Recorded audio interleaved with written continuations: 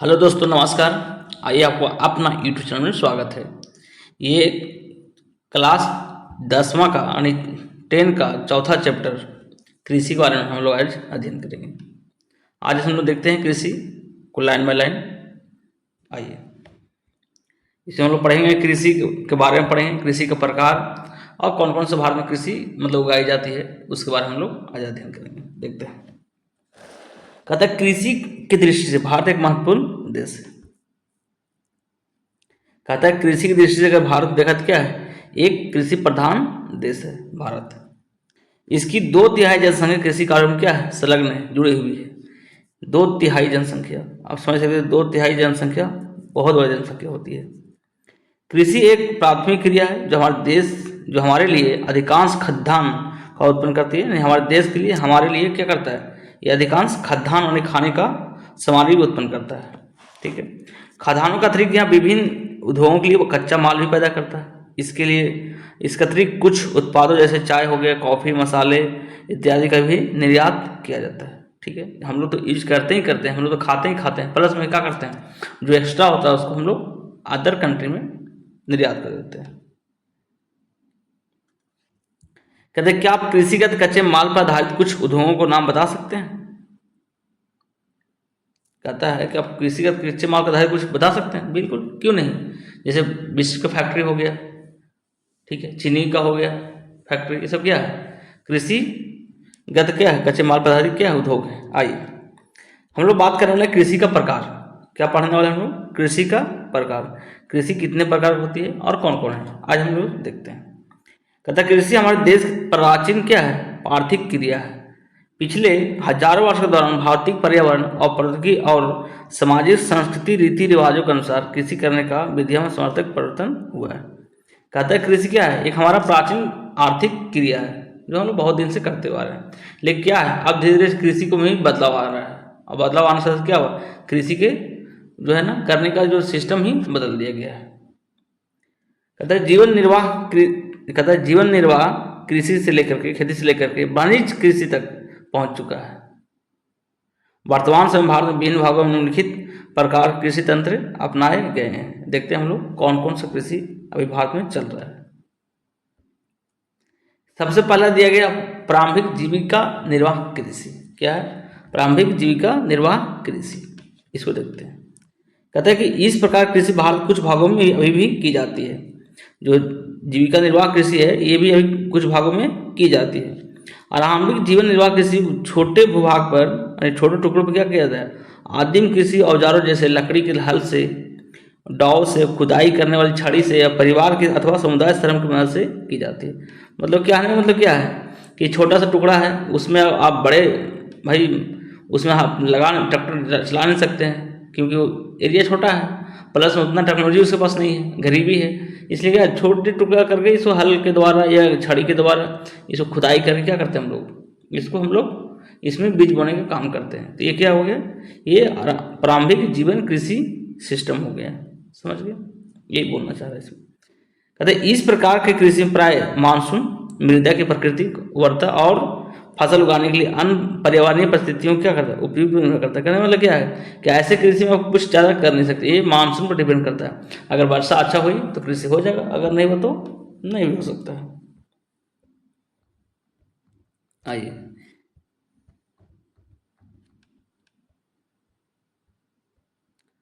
कहता है कि यह कर्तन दहन प्रणाली, यह क्या है, कर्तन दहन प्रणाली स्लैश एंड बर्न कृषि है। किसान जमीन के टुकड़ों को साफ करके उन पर अपने परिवार को भरण पोषण के लिए अनाज अन्य खाद्य फसलों को उगाते हैं। ठीक है, ये छोटा टुकड़ा उठाया, उसमें सफाई की और उसमें क्या किया, उसमें कृषि करना शुरू कर दिया।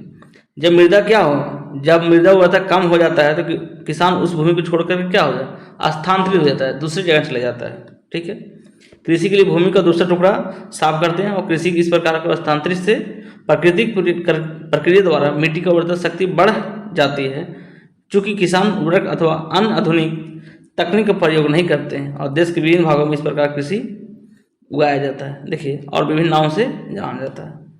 कहने का मतलब क्या है, आप एक लाइन में समझ जाइए कि मान लीजिए क्या है, ये जमीन का टुकड़ा है, ठीक है, इस पर कृषि करना, इसको क्या किया, इसको क्लीन किया, लकड़ी जो भी है इसमें पेड़ पौधा कट के डाल दिया, उसको आग लगाया और उसको इसलिए स्लैश एंड बर्न मतलब उसको सफाई किया और उस पर कृषि किया। जब तक उसमें उर्वरता रहा उस पर किया, और अगर उर्वरता खत्म हो गया, उपजाऊ सिस्टम उसका खत्म हो गया, तो इसको पे क्या किया, स्थानांतरित किया, इसको छोड़ दिया और फिर दूसरे टुकड़ों को इस तरह से क्लीन करके कृषि किया। समझ गए इस चीज़ को? तो ये क्या हो गया, इसी को बोलते हैं यहाँ से यहाँ स्थानांतरित कृषि, मतलब पहले यहाँ था अब यहाँ पहुँच गया, तो ये क्या हो गया आपका स्थानांतरित कृषि हो गया। इसमें भी बहुत तरह के नामों से जाने जाते हैं कृषि को भी। ठीक है, तो पहले देखते हैं हम लोग। कहता है कि उत्तर पूर्वी राज्यों असम, मेघालय, मिजोरम और नागालैंड में इसे झूम कहा जाता है। क्या कहता है इसे? झूम कृषि, स्लैश एंड बर्न यानी झूम कृषि। कहाँ उत्तर पूर्वी राज्यों में असम हो गया, मेघालय हो गया, मिजोरम हो गया और नागालैंड हो गया, इसको क्या कहते हैं? झूम कृषि कहा जाता है। समझ गए? मणिपुर में इसे क्या कहते हैं? पामलू। क्या बोलते हैं इसको? मणिपुर में पामलू के नाम से जाना जाता है।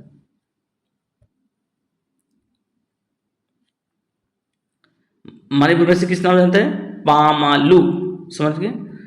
छत्तीसगढ़ में अगर बात करें, बस्तर जिले, अंडमान निकोबार द्वीप समूह में अगर बात करें तो इसमें दीपा का नाम जाना जाता है। आप यहाँ ध्यान दीजिएगा, छत्तीसगढ़ के बस्तर जिला और अंडमान निकोबार द्वीप समूह की बात करें तो इस झूम कृषि को दीपा का नाम जाना जाता है। क्या?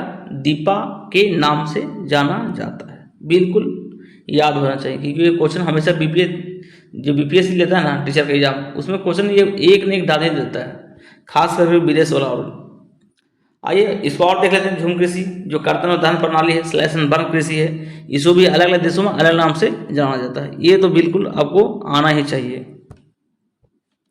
सबसे पहले कहते हैं मैक्सिको।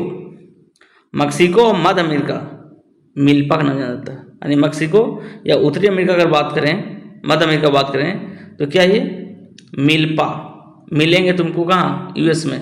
ठीक है, उत्तरी अमेरिका में मैक्सिको और मध्य अमेरिका मिल्पा का नाम जाना जाता है। वेनेजुएला को अगर देखा जाए तो कोनिको। वेनेजुएला में क्या होता है? कोनिको। ब्राज़ील को रोका भाई, बहुत जरूरी है ब्राज़ील को रोकना, इसलिए क्या ब्राज़ील में रोका। मध्य अफ्रीका में मोसले, मध्य अफ्रीका है मासोले। मध्य अमेरिका में क्या है? मासोले। इंडोनेशिया में लदाख। वियतनाम में रे। तो इसको क्या हो, ये आपको याद होना चाहिए। ये खासकर अगर कोई भी सीटेट की एग्जाम दे रहे हैं या तो फिर वो टीचर की एग्जाम, तो ये सब क्वेश्चन नॉर्मली पूछता है। अब भारत में देख लेते हैं। भारत में भी आप प्रारंभिक जो किस्म खेती की जाती है, इसमें भी एक नाम से जाना जाता है। जैसे मध्य प्रदेश में बेबर, मध्य प्रदेश में क्या है? बेबर या दहिया का नाम जाना जाता है। आंध्र प्रदेश में पोड़ू अथवा पेंडा, आंध्र प्रदेश में पोड़ू या पेंडा। उड़ीसा में क्या है? पावडामी या कोमान या मरेंगा, इस तरह से नाम जाता है। अगर पश्चिमी घाट की बात करें तो कुमारी। दक्षिण पूर्वी राजस्थान में बात करें तो बलारे या बलटरे। अगर हिमालयन के क्षेत्र की बात करें तो खील। अगर झारखंड की बात करें तो कुरुआ। उत्तर पूर्वी प्रदेश में अगर बात करें तो झूम। उत्तर अभी बताएं, नॉर्थ ईस्ट में क्या होते हैं? झूम। नागालैंड में पामलू, नागालैंड नहीं मणिपुर में पामलू का नाम जाना जाता है।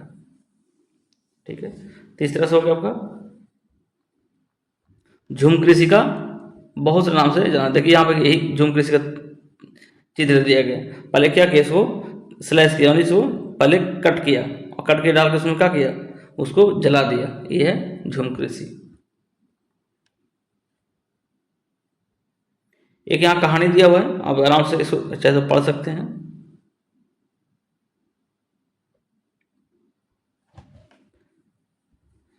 अब आते हैं, हम लोग पढ़ते हैं इसको है गहन जीविका कृषि बारे में पढ़ते हैं। हम लोग क्या पढ़ रहे थे? वो सिर्फ जीवन उपार्जन करने, जीवन बचाने की कृषि था। भाई हम लोग गहन जीविका कृषि की बात करने वाले। इसमें क्या है, कहते हैं इस प्रकार कृषि उन क्षेत्रों में की जाती है जहाँ भूमि का जनसंख्या दबाव अधिक होता है। जैसे गंगा के अब उधर देख लीजिए क्षेत्र में आपका जनसंख्या दबाव क्या है? ज़्यादा है, झारखंड, बिहार, यूपी में। इस प्रकार कृषि उन क्षेत्रों में की जाती है जहाँ क्या है? जनसंख्या दबाव अधिक है। श्रम गहन खेती है, अधिक उत्पादन की अधिक मात्रा में रासायनिक निवेशों और सिंचाई का प्रयोग किया जाता है। मतलब करने के मतलब क्या?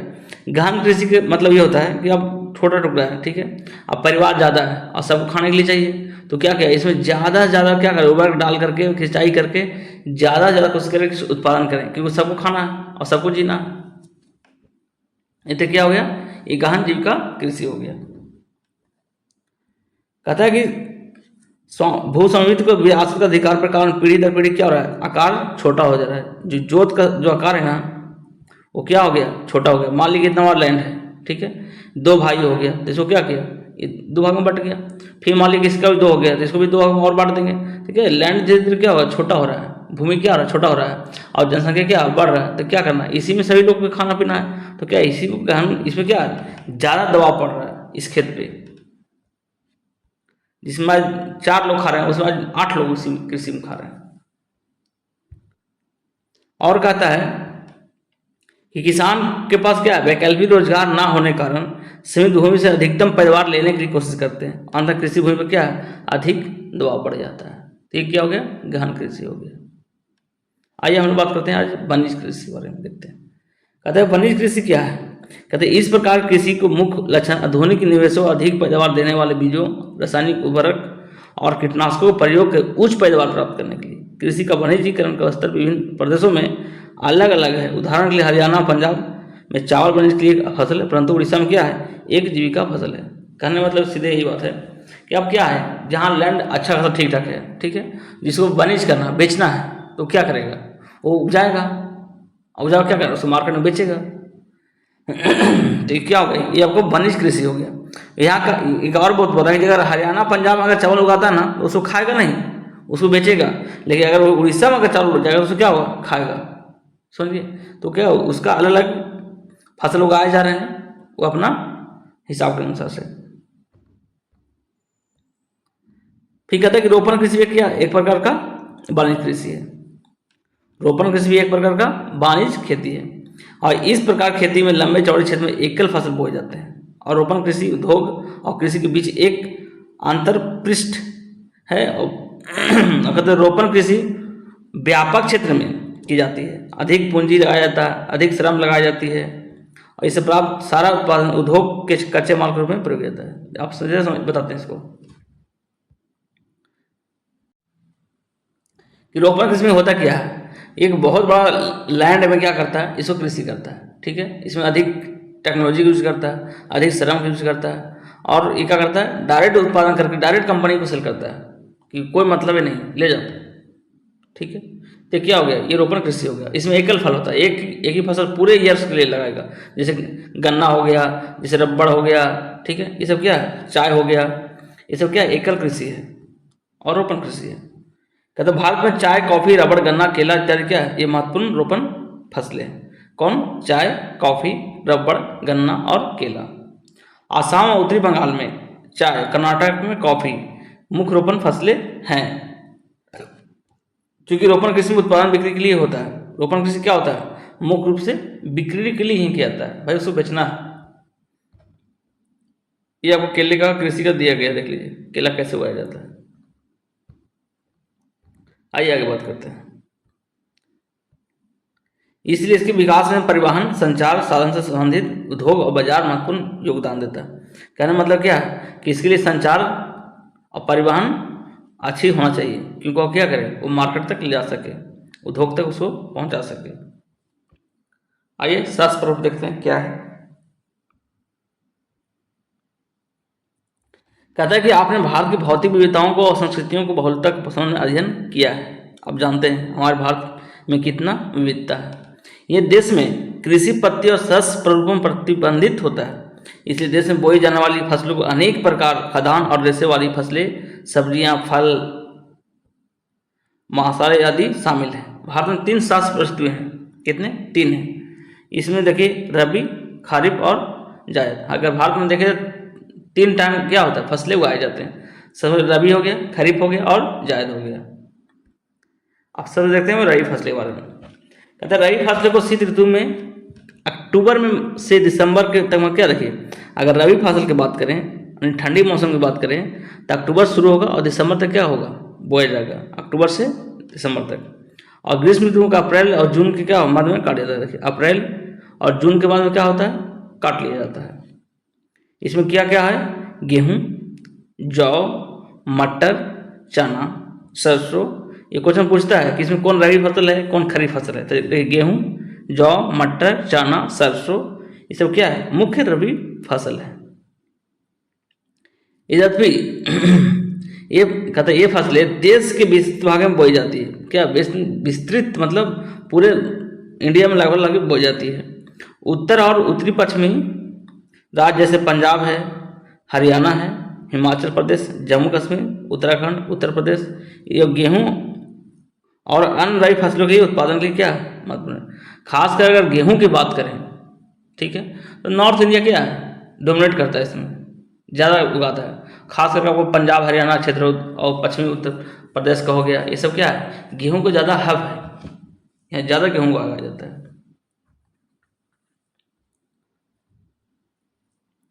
शीत ऋतु में शीतोष्ण पश्चिमी विक्षोभ के होने वाली वर्षा से फसलों का अधिक उत्पादन सहायक होती है। कहता है जो रबी फसल है ना, गेहूं है चाहे कोई भी रबी फसल है, उसमें शीत ऋतु में क्या होता है? वो पश्चिमी विक्षोभ आता है भूमध्य सागर से, जो क्या करता है? वर्षा कराती है उत्तरी भारत में, और ये वो रबी फसल में क्या करता है? सहयोग करता है। पंजाब, हरियाणा, पश्चिमी उत्तर प्रदेश और राजस्थान के कुछ भागों में हरित क्रांति का सफलता भी क्या हुआ? उपयुक्त रबी फसलों को वृद्धि में एक महत्वपूर्ण योगदान दिया। आपको मालूम होगा कि 1967 ईस्वी में जब हरित क्रांति आया था, उसमें क्या हुआ? सबसे ज़्यादा अगर प्रभावित किया तो गेहूं को प्रभावित किया था, रबी फसल को प्रभावित किया था। और खासकर जो जो दिया गया आपका ये पंजाब, हरियाणा, पश्चिमी उत्तर प्रदेश और राजस्थान के कुछ जिला, कुछ भाग, मतलब ये क्या हुआ? ये ज़्यादा प्रभावित किया था।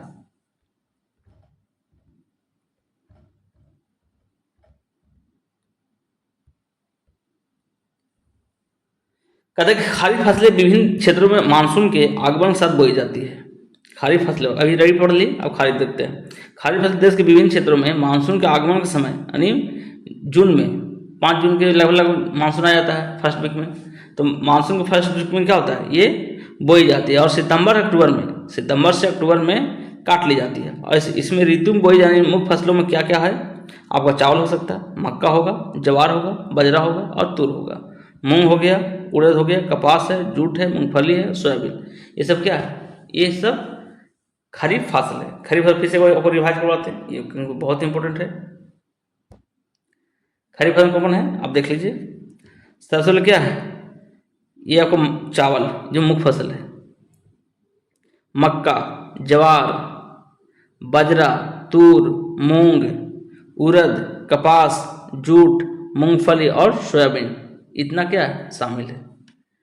चावल की खेती मुख्य रूप से आसाम में, पश्चिम बंगाल में, उड़ीसा में, आंध्र प्रदेश में और तेलंगाना में, तमिलनाडु, केरल और महाराष्ट्र, विशेषकर कोकण तट जो महाराष्ट्र का उधर में उगाई जाती है, उत्तर प्रदेश और बिहार में की जाती है। मतलब समझिए कि चावल कितना बड़ा एरिया है, छोटा बड़ा ये नहीं है, बहुत बड़ा एरिया है चावल का। पिछले कुछ वर्षों से चावल जो है ना, वो पंजाब और जो हरियाणा के में भी बोई जाने लगा है। पहले तो वहाँ क्या था? गेहूं का मुख्य क्षेत्र है, लेकिन क्या है, वो वाणिज्य के लिए, बेचने के लिए चावल, और जो चावल के हरियाणा और पंजाब में भी बोए जाने लगा। आसाम, ये देख लीजिए यहाँ पर, आसाम, पश्चिम बंगाल, उड़ीसा में धान की 3 फसलें होती है। देखिए आसाम और पश्चिम बंगाल और उड़ीसा में कितने होते हैं? 3 फसल बोई जाती है। किसका? धान का, यानी चावल का। और इस चावल का 3 फसलें के नाम भी दिया गया है, औस, अमन, बोरो। औस, अमन, बोरो, ये क्या है? 3 फसलें उगाई जाती है, औस, अमन, बोरो।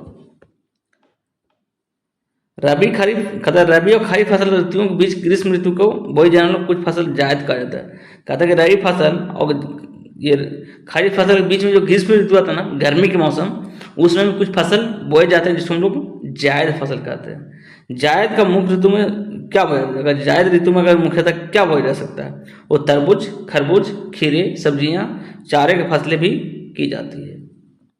गन्ने की फसल को क्या चलेगा?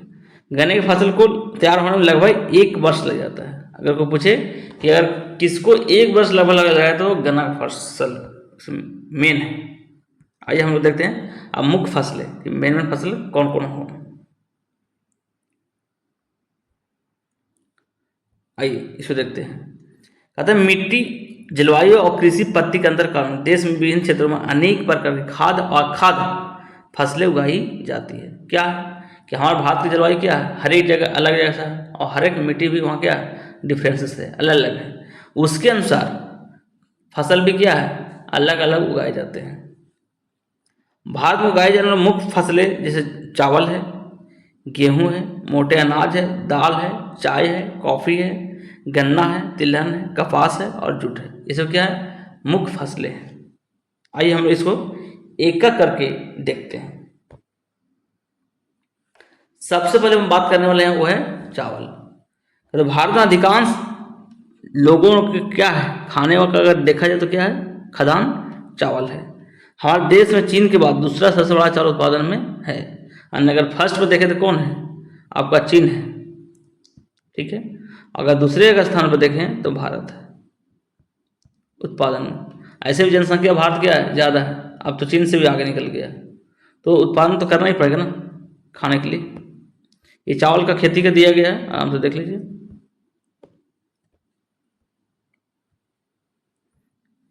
इसको देखते हैं पहले।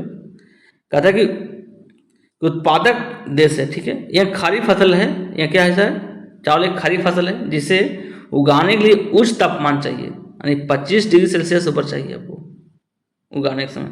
अधिक आर्द्रता चाहिए, यानी वर्षा भी कितना होना चाहिए, 100 सेंटीमीटर से अधिक वर्षा होना चाहिए।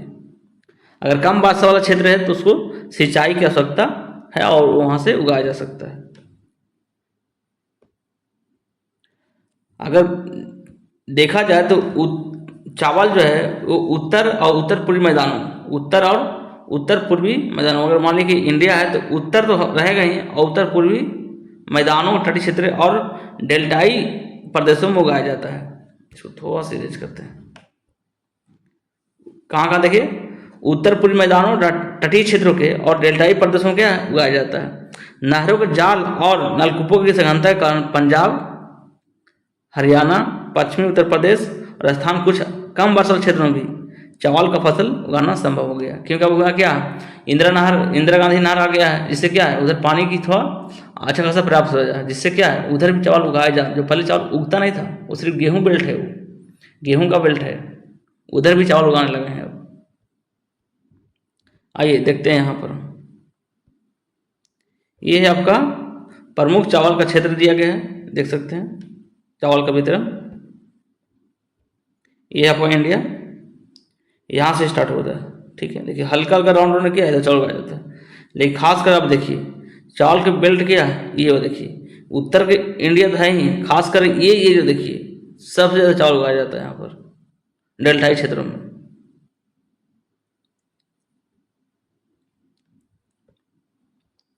वो हम देखने वाले हैं गेहूँ, कि गेहूँ कहाँ कहाँ उगाया जाता है और उसके कैसा मौसम चाहिए। कहते हैं गेहूँ भारत की दूसरी सबसे महत्वपूर्ण खाद्य फसल है, जो देश के उत्तर और उत्तर पश्चिम भाग में, देखिए ये उत्तर और उत्तर पश्चिम भाग में, अगर ये इंडिया है तो ये क्षेत्र में क्या है, खासकर गेहूँ उगाया जाता है, और खासकर इस क्षेत्र में आपका चावल उगाया जाता है,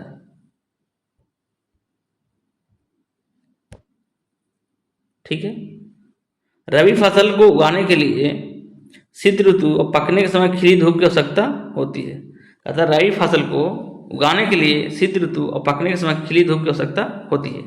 इसे उगाने के लिए समान रूप से वितरित 50 से 75 सेंटीमीटर वार्षिक वर्षा की आवश्यकता होती है। देखिए अगर उसको उगाना है आपको गेहूँ के तो 50 से कितना चाहिए, 75 चाहिए, और इसी ऋतु में उगाया जाता है।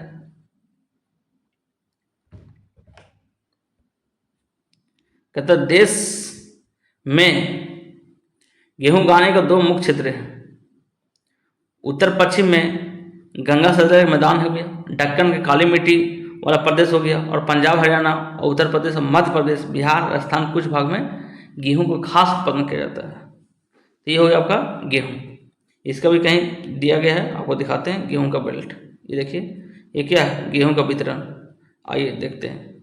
ये देखिए खास करके ये क्षेत्र देखिए, ये बिहार से स्टार्ट हुआ, उत्तर प्रदेश गया, ये यहाँ तक देखिए, ये पंजाब आपका हरियाणा हो गया, इधर थोड़ा सा राजस्थान का भी एरिया है, और ये आपका क्षेत्र में खास कर गेहूँ उगाया जाता है।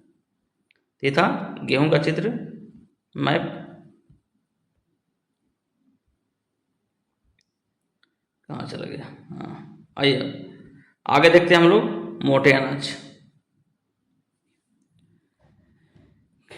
मोटे अनाज कहते हैं जवार, बाजरा, रागी भारत में उगाए जाने प्रमुख क्या है, मोटे अनाज है। कौन, जवार है, बाजरा है, रागी है।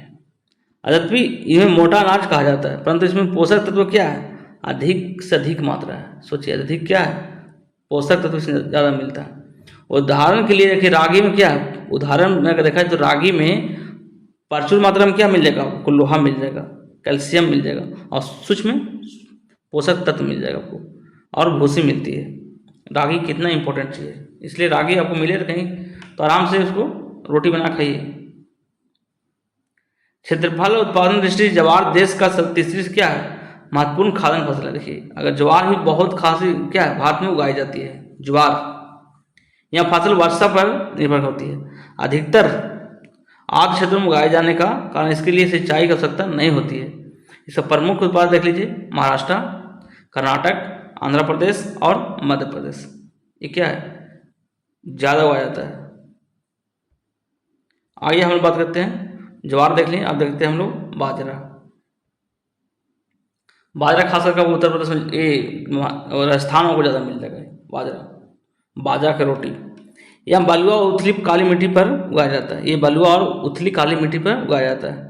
राजस्थान, उत्तर प्रदेश, महाराष्ट्र, गुजरात और हरियाणा के इसे क्या है प्रमुख उत्पादक हैं। रागी शुष्क प्रदेशों में फसल है और यह लाल, काली और बलुआ दोमट उथली काली मिट्टी पर अच्छी तरह से उगाई जाती है। रागी का प्रमुख उत्पाद देख लेते हैं कौन कौन है आपका, कर्नाटक, ओके हिमाचल प्रदेश और उत्तराखंड, सिक्किम, झारखंड, अरुणाचल प्रदेश, ये सब क्या है रागी का उत्पादक है। हम लोग बात करते हैं अब मक्का, जो कि ये भी क्या है एक इम्पोर्टेंट हमारे इंडिया में फसल है। यह एक ऐसी फसल जो खाद्यान्न और चारा दोनों में प्रयोग करते हैं। देख लीजिए इसको खा सकते हैं और चारा में दोनों में प्रयोग किया जाता है।